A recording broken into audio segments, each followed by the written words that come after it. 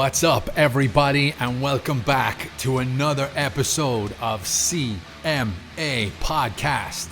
How is everybody doing? Busy times at CMA. My goodness. Been very busy this week. It has been a pretty chaotic week. But we had snow today as well. So training outside, obviously, again, fully aware, not ideal in the cold weather. But once you get, as I always say, once you get going, once you get the blood pumping, once you get a good sweat going in the warm-up, you know, you don't feel the cold as much. And fortunately here in Switzerland, there's a lot of outdoor activity for winter. You know, you got a lot of like snowboarding, skiing, ice skating. I mean, that's indoor. Yeah, I get it. But, you know, a lot of cold activity. So the guys and girls they're no stranger to the cold weather. And again, I understand people don't want to train outside. They want the comfort of, you know, the four walls and the roof and the locker room and the shower after and everything. But unfortunately, pandemic times, desperate measures, and here we are making the measures. Yeah, it's been a busy week for CMA. We've been working on some options and ideas for the coming months. So let's see where that takes us.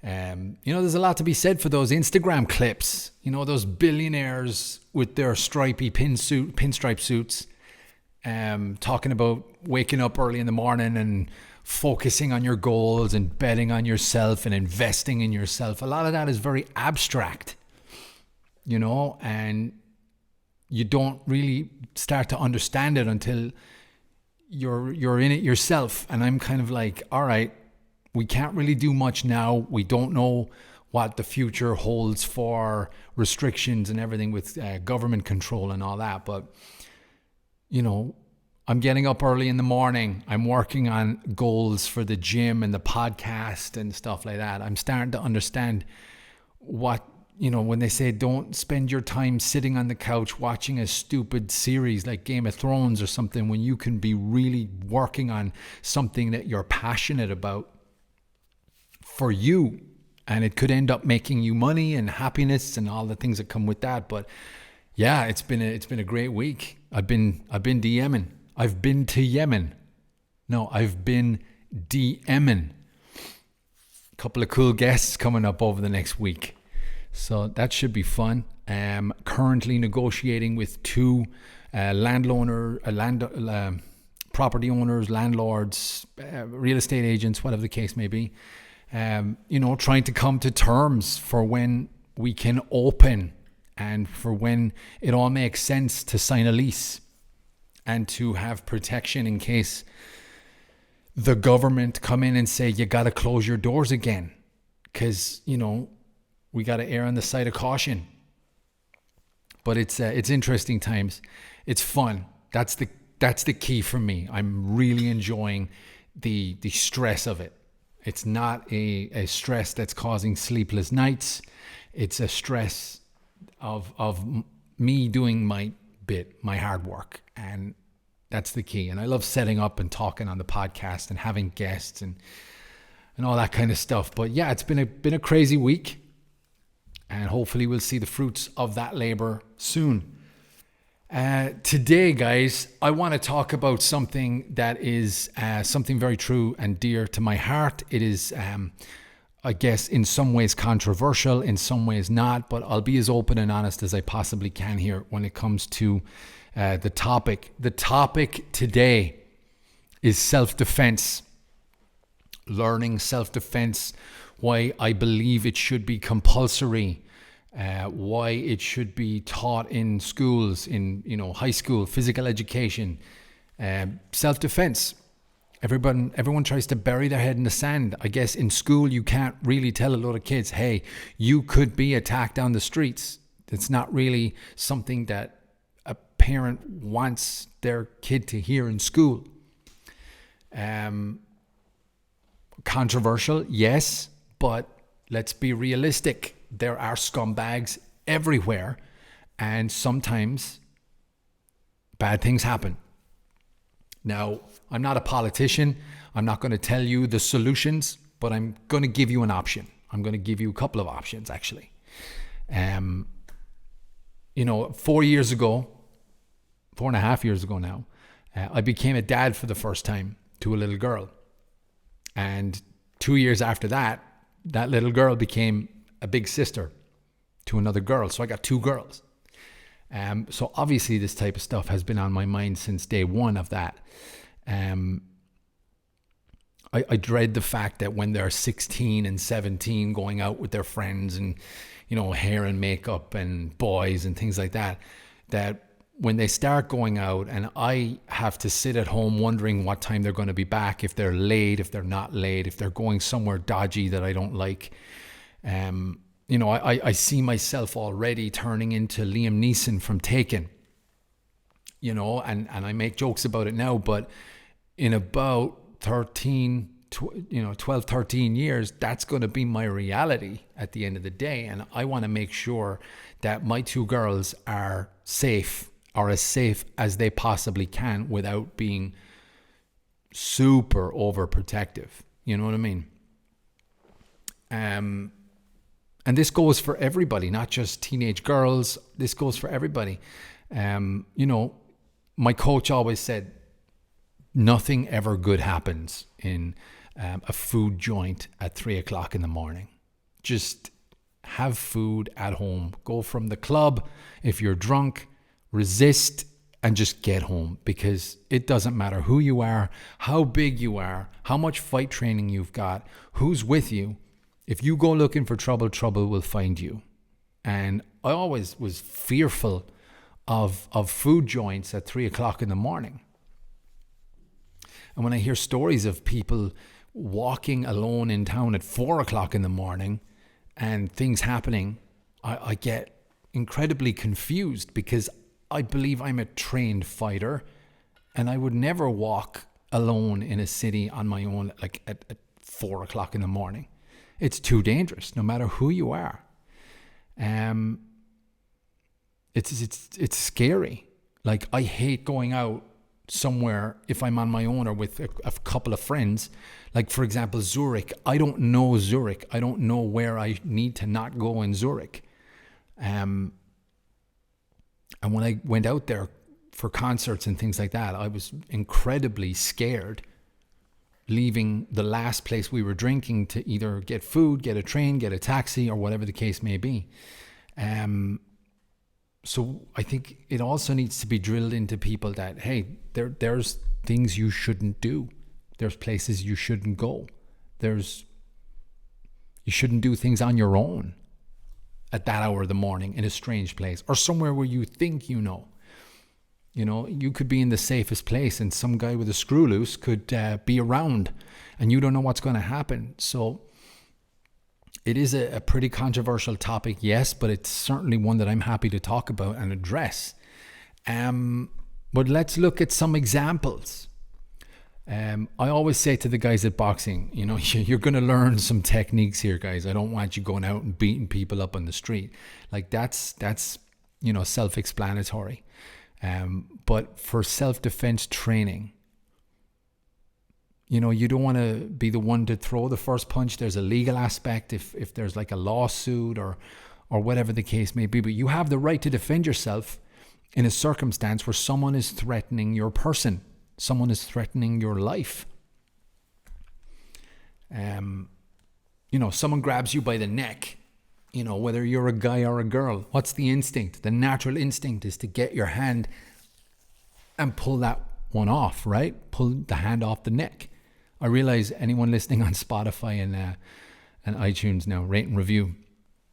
This is a more visual one, so I'm going to put up a couple of videos here as well. So head on over to YouTube, like, share, and subscribe, and leave a comment.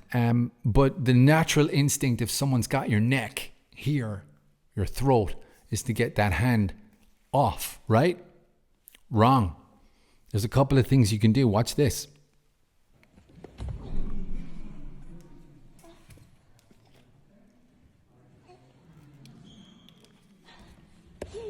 You see? Not many people tell you that. Not many people are aware of that. If someone has their right hand on your throat, well, they can't defend their right hand side of their face and their torso or whatever. They can't defend because their hand's incapacitated. They're already doing something with that hand. And that's just one thing that can keep you incredibly safe. If someone puts you in a circumstance, you need to have the presence of mind where this is repeated and you have muscle memory in your head that this is what I need to do here. Not this. You know, what you just saw in the video. And that's incredibly important. And what I mean by presence of mind here is the great Chael Sonnen, former UFC fighter, Bellator fighter, never lost a round, the bad guy, undefeated and undisputed. Love that guy. One of my, if not my favorite fighter of all time, said that he was down in Brazil promoting for Anderson Silva or maybe Vanderlei, I forget which one it was, but was in a car at a red light on the way to the event or the press conference or whatever it was. And two people either side of the car, they flanked the car and put a gun in the window. Now, whether it was specifically at Chael or whether it was a random attack, he said that no matter how much fight training you've got, someone puts a gun in your way, in your direction, everything stops. Like your training, your persona, it all goes out the window. You're scared, you're afraid, and that's fine. Especially when your loved one is with you. His wife was next to him in the car. But the key here is that continuous drilling of that technique could give you in the moment the presence of mind to do that and not on the neck. Very, very important situation to know, and should be compulsory. We don't know in school from a young age how to do our taxes, how to invest money, how the banking system works, how powerful your signature is. Have you actually read the terms and conditions? It's just sign here and they put the pen to your hand and put you in the direction of the dotted line. No. And sometimes I think the education system is at fault for a lot of things, and I think it is here too. We need to learn self-defense. We need to learn that because we could be in a circumstance when we're younger, older, taller, shorter. Depends. It depends on the circumstance. But yeah, that's just one example. I can give another example. When I started fighting, I started late 2009. I started in jiujitsu, and there's wrestling in the US is for kids, like from a very young age, and in Europe, jiujitsu, yeah. But it's not very prominent. It's not compulsory in schools. It's not, it's not taught enough. And when I started fighting, like to fight jiu-jitsu, you have two options. You can take the guy down or you can pull guard. And pull guard basically means you go on your back, you have him, you pull him on top of you, and then you start working moves, like jiu-jitsu, defenses, attacks, chokes, arm bars, and triangles. And I fell in love with getting a guy, pulling him into my guard, and then working attacks off my back. So in circumstances on the street, you'd never really promote taking a guy and pulling him on top of you. You kind of want to keep distance, right? You want to get your boxing going, or, again, not promoting fighting on the streets, more defense so that you can land a couple of punches and get the hell out of there. But in circumstances where someone has taken you down and imposed himself on you, there's things you can do. You are not done. One of my coaches always said, swing until one of you guys is unconscious. Do not stop swinging. If it's him, you run. But for circumstances like if some guy takes your body, puts it to the ground, gets on top, starts punching or worse. If you're on your back and your legs wrapped around your attacker, he is about 4 seconds away from being completely incapacitated and having to defend himself. He is a further 6 seconds away from being completely unconscious. That 10 seconds can save your life. Now, what do I mean when I say that? There's a choke called the triangle choke in jiu-jitsu. And it very quickly became my favorite choke because I have long legs. I'm tall. And basically, I won't go through the mechanics because I don't think it's fair. Evo at City Martial Arts is a black belt in jiu-jitsu, and I am a 3-stripe white belt. So I'm not going to go through the mechanics and pretend like I know what I'm talking about. But essentially, you want to wrap a leg around the back of your attacker's neck, trapping one hand in his chest and securing the other leg around the back of the knee, creating a chokehold, carotid arteries, blood choke. I'm not a doctor. I don't know the correct science to all of this. But I'll show you an example of how I use this choke. It is from the Irish Open 2010. It got fastest submission. I was never paid. There was a $100 fastest submission incentive.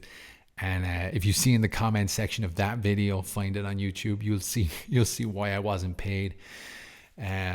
Those bastards owe me $100. But yeah, so this is basically what happened. I like to go to ground ASAP. I like to secure the body, get him between my legs. I know it sounds really strange in combat sports, but between the legs, trapping an arm, leg around the back of the neck, secure the leg around the back of my knee, and he's got two options here. He can tap out and the fight's over, or he can go to sleep. You go unconscious when this is applied. Oxygen and the blood is cut off to the head, and this on the street could save your life. Could actually save your life. Some guy is attacking you. Some guy is trying to do something to you without your consent. Well, throw up a triangle choke. That was a tongue twister. And if he goes out, he goes out. You can get up, you can run away. You'll have about a 2-minute head start before he can actually render himself conscious again and know exactly where he is and what he's doing. And you're gone.